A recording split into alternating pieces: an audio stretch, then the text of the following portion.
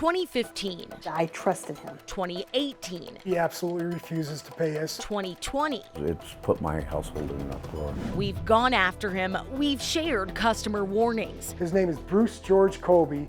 Do not hire this guy. This guy finally answering the Fox 31 problem solvers. This is the only time I've ever talked to anybody from your organization. Now a new nightmare, a $70,000 one surrounding the same contractor. And I wish I did my due diligence.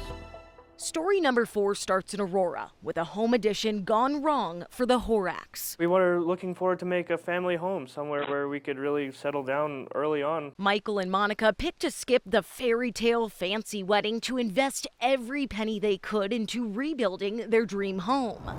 This is the fireplace that we were talking about initially. The couple's plans for the place are multi-story big. We have 2 rooms upstairs with bathroom. Blueprints show a specific foundation system needed to support their project. They say they gave Kolbe the specs and contracted him to do the job. He assured me that he's done projects like this before, so based on what he told me, we said we believed him. But their faith quickly ran out after a city inspector took a look at the beginning foundation work. This correction notice terminating the work, saying it's not per plan and violates Aurora building code. It was a heart attack. My heart really did sink. I was shocked. At that point, they say they were already $75,000+ in and learning they had to start all over again. Kolbe himself denies it all. This guy is lying from head to toe.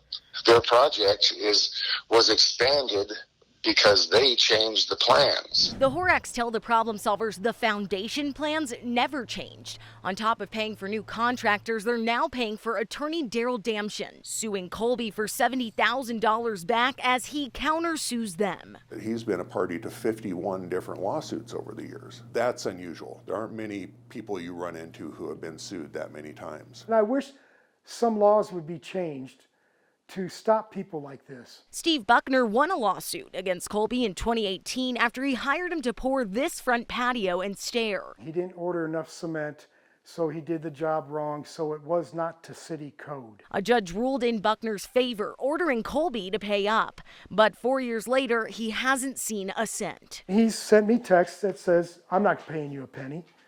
You know, I'm going to take money from you. I'm not going to pay you. And that's about it. Steve Buckner won a court decision because he's a liar. Kolbe tells the problem solvers the handful of stories we have, the number of cases in court, it doesn't mean he's a bad contractor. I have watched over 100 cases get adjudicated in small claims court. I have never once seen any contractor win. Okay? I have seen one break even.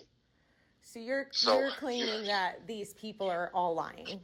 Because there's so many that have emailed us, an elderly man. I've got 500 of my customers that my lawyer has that'll tell you exactly the exact opposite. I always do what I say. I always complete the project as long as you stick to the scope of the work and I get paid. Problem solvers tried to sit down with Kolbe and his lawyer, but got no further response and no names for satisfied customers. He just continually messes around with the courts and his name and the company's name and God knows what else. But all I know is he's continuous about this and he just keeps on going. If court rulings can't change anything, Buckner and the Horax hope their stories at least can. It needs to be taken more seriously. We're bringing you this story right now as so many people are looking to rebuild after the Marshall fire. These customers' advice, not only look up the company name, but do your research on the contractor's name as well, because like Kolbe, they may have worked under different business names in the past. Nicole Fierro, Fox 31.